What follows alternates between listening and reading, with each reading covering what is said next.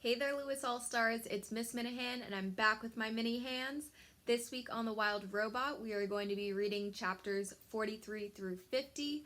Last week on The Wild Robot, we read about how Roz and Brightbill were reunited, and Jaya and Jad found out that all of Roz's stories that she had been telling them were real and they were about her. So this week, we're going to find out what kind of plans they have in store, and how the story progresses. All right, let's do it. Chapter 43, The Operation. Midnight, and the children were wide awake in their beds. Jaya and Jad were waiting for their father to fall asleep. Once he was snoring deeply, they tiptoed past his bedroom, down the stairs, and out the back door. They crept across the farm to a cluster of trees, and there was the old barn, looming above the undergrowth like a mountain. Its door was open a crack, and a wedge of light spilled outside. The children closed the door behind them and walked past wooden railings and stairways and up a ramp to a platform in the back corner of the barn. Lanterns hung from the walls and cast their soft light upon a large table. Standing behind the table was the robot. "Hello, children," said Roz. "How do you like our operating room?" "It's a little dark," said Jaya, "but it'll work." Jad pulled his computer from his pocket. As he brought up the diagram of Roz's body, his face tightened with worry. "We've never done anything like this before." "Just do your best," said Roz, patting him on the back. "That is all I can ask of you." The robot unfastened her tool belt and draped it over a railing. Then she lay flat on the table. It was time to begin. Jaya looked down at Roz. "All set?" Roz looked up at Jaya. "All set." The girl felt under the robot's head, found the button with her fingers, and pressed it. Click. Roz's body relaxed. Her quiet whirring slowly stopped. Her eyes faded to black. Jad took a deep breath. Then he grasped the robot's head in his hands and twisted until, whip, it popped off. In the smooth socket where the head had just been was another button. Jaya pressed it and the robot's chest opened up.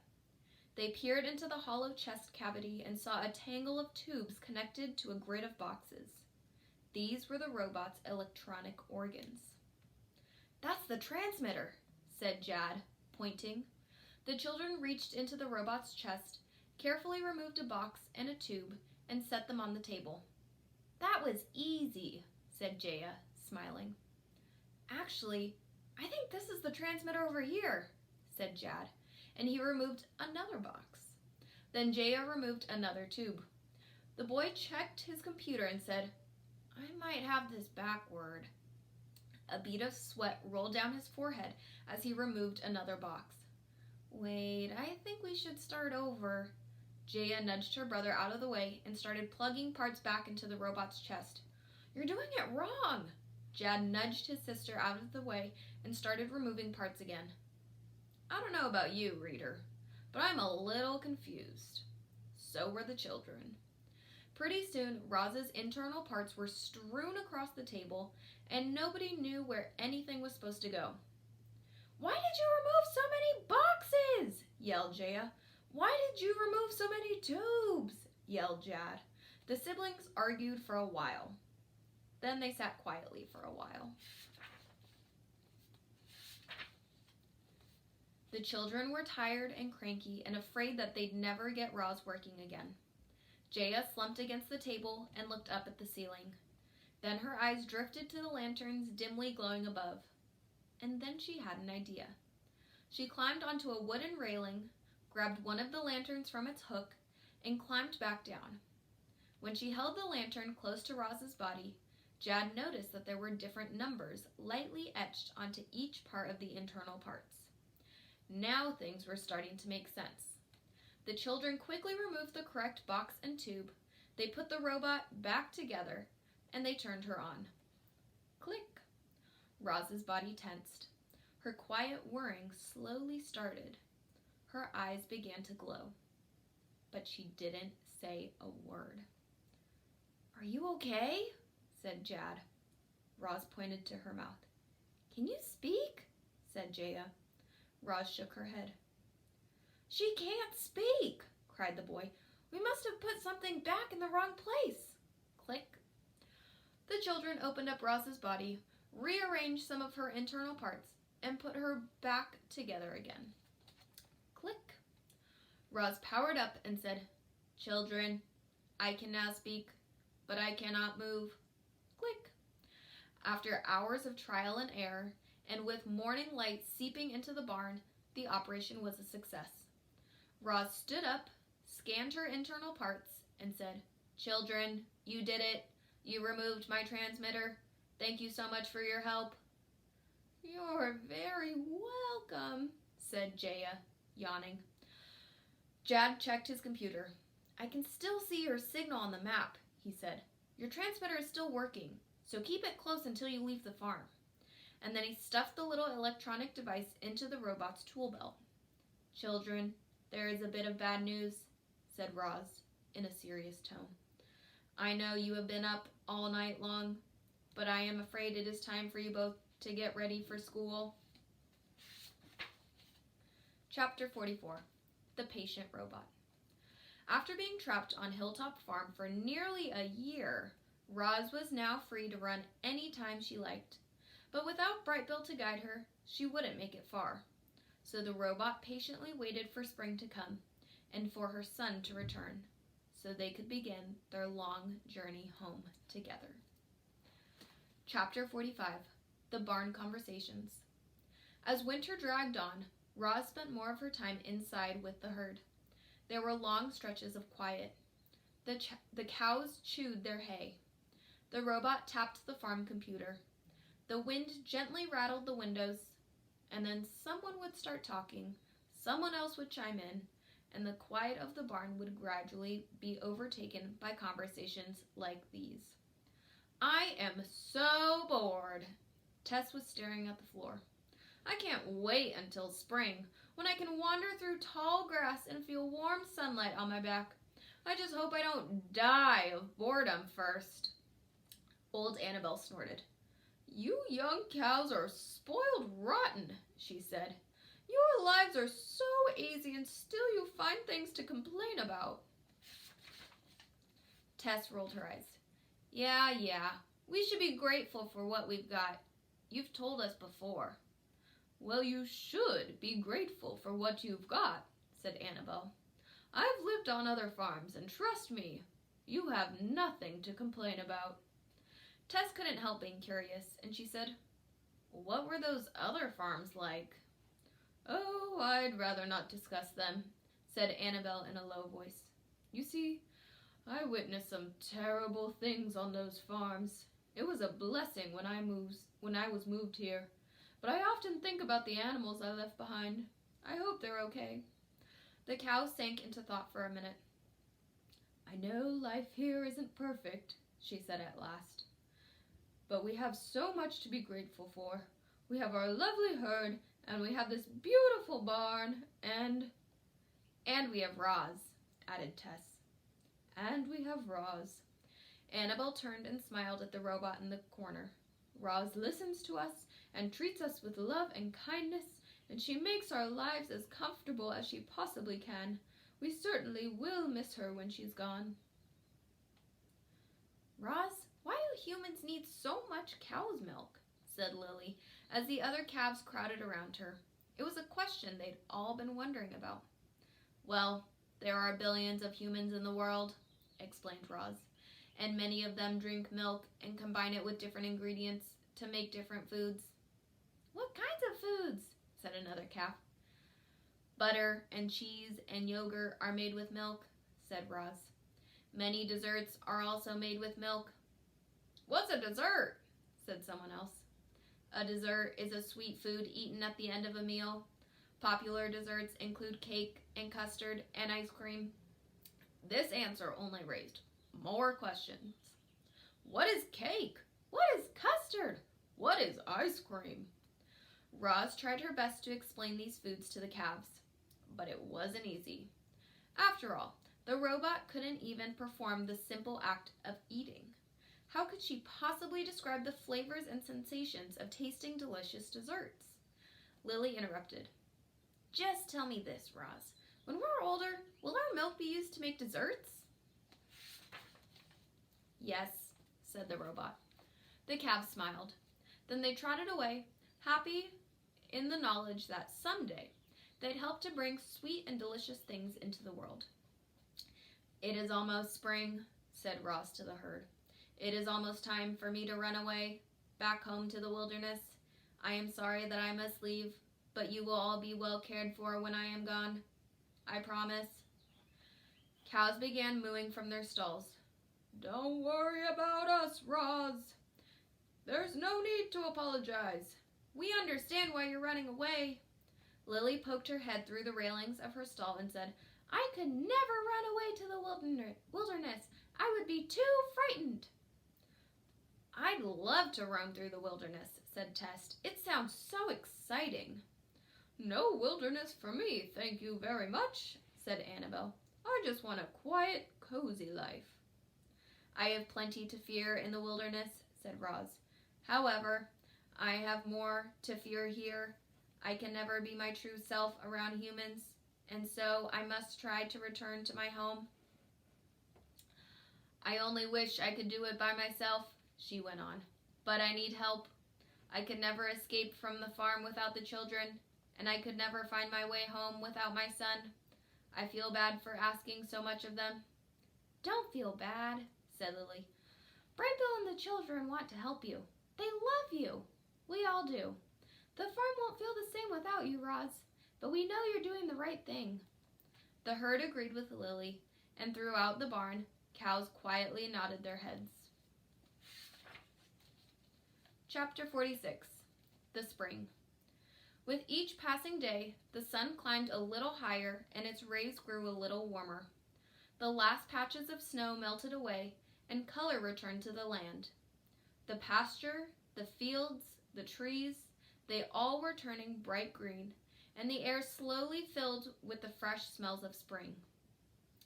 Many of the cows had been steadily growing bigger, and now calving season had arrived. When the time was right, each cow went out to the pasture so her calf could be born in soft grass. The robot stood nearby, just in case anyone needed her help, but nobody ever did. Even the first-time mothers knew what to do instinctively, and soon, newborn calves were frolicking around the farm. Spring was a happy, exciting time, and yet Roz was distracted. More and more, she found herself looking to the skies, hoping to see Brightbill and his flock. She knew they were on their way. Chapter 47. The Dinner. Mr. Sharif hopped out of the truck with his arms full of shopping bags. He limped toward the farmhouse, dragging his leg in the usual way. And then he fell. Roz ran over and found the man sprawled on the driveway, groceries scattered around him. Are you okay? She said, pulling him to his feet. I'm fine, he grumbled. Roz started picking up the groceries and said, Let me help you inside. A minute later, the two of them were stepping into the house. Jackets and hats hung from pegs on the wall. Shoes were lined up beneath a bench. The man peeled off his boots and hollered, Kids, it's time to cook dinner! Footsteps pounded across the ceiling, and the children came flying down the staircase with their dog.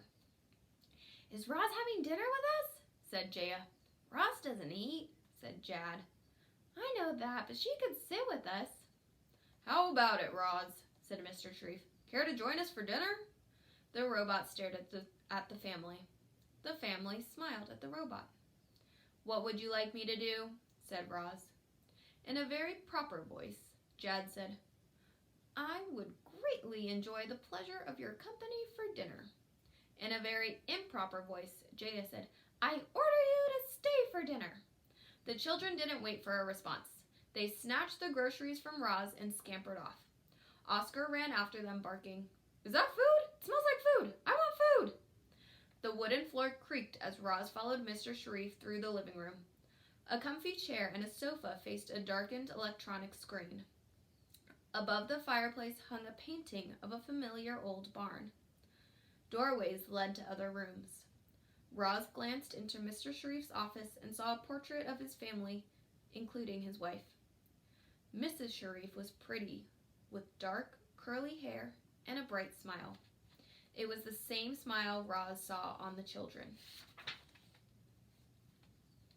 "Look, Jay is crying like a baby," came Jad's giggly voice from the kitchen.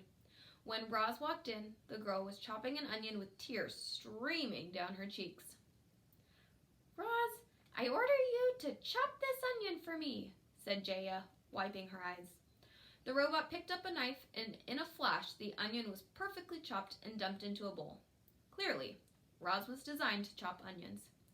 "Roz, I order you to take the night off," Mr. Sharif laughed. "The kids and I want to cook. We enjoy it." More vegetables were chopped. Skillets started sizzling. Delicious aromas swirled together. And before long, a magnificent meal was set on the dinner table. Oscar positioned himself below to catch food scraps, and everyone else took a seat. Mr. Sharif turned to his daughter. "Would you like to say grace?" The girl lowered her head. "Thank you, God, for this yummy food we're about to gobble down. Amen." "Thank you, Jaya," said Mr. Sharif with a wink. "And thank you, Roz, for everything you've done this past year. I had my doubts, but now I can't imagine what we'd do without you." The children looked at each other. Then the family grabbed their knives and forks and dug into dinner. A colorful, leafy salad, a plate of sautéed asparagus, creamy mashed potatoes, and buttered bread, and tall glasses of milk. The meal was beautiful. But as Roz scanned the table, her eyes kept returning to the roasted chicken. It was about the size of Brightbill. Suddenly, the robot was full of questions. Do chickens live happy lives? Did this chicken know it would be eaten? Were humans bad for eating animals? No, thought Roz. Humans are simply following their instincts, like all creatures, like Roz herself. At least the Sharifs honored this animal by giving thanks and by turning it into a beautiful, nourishing meal. After he'd finished eating, Mr. Sharif stepped out of the room, and he returned a moment later carrying a violin and a bow. "Growing up, I dreamed of being a musician," he said, thumping back into his chair. He tuned the instrument, put it under his chin, and started to play. His bow glided back and forth, his fingers danced across the strings, and a lovely old folk song filled the room. Mr. Sharif tapped his foot as the notes rang out, soft and then loud, slow and then fast. The song ended with a flourish, and the music faded to silence. Then he rested the violin on his knee. "This instrument has been in our family for a very long time," he said. "Since the days when Cyrus Sharif first built the farm." Cyrus Sharif. Roz knew that name. She unsnapped a pocket on her tool belt and pulled out the small journal. "I discovered this in the old barn," she said, handing it over. The children huddled around their father as he took the journal. They read their ancestor's name on the cover. Then they carefully opened it and turned to the brittle pages. "I've never seen this journal before," said Mr. Sharif. "It's a piece of our family history. Kids, look at how they used to milk cows." Roz left the Sharifs like that, examining the journal, learning about their family's history. But what about their family's future? Their lives were difficult. They needed help. And Roz was about to run away forever. As she marched back to the barn that night, the robot felt something like worry and confusion and guilt. Chapter 48. The Return. The robot's feelings of worry and confusion and guilt went away as soon as she heard her son's voice echoing through the farm. "Ma, we're back!" Brightbill's flock appeared over the pasture, flapping and honking and laughing. They glided down to Roz, and Brightbill took his place on his mother's shoulders. "I told you we'd keep your son out of trouble," squawked Ludwig. "Thank you, everyone," the robot spoke in her most cheerful voice.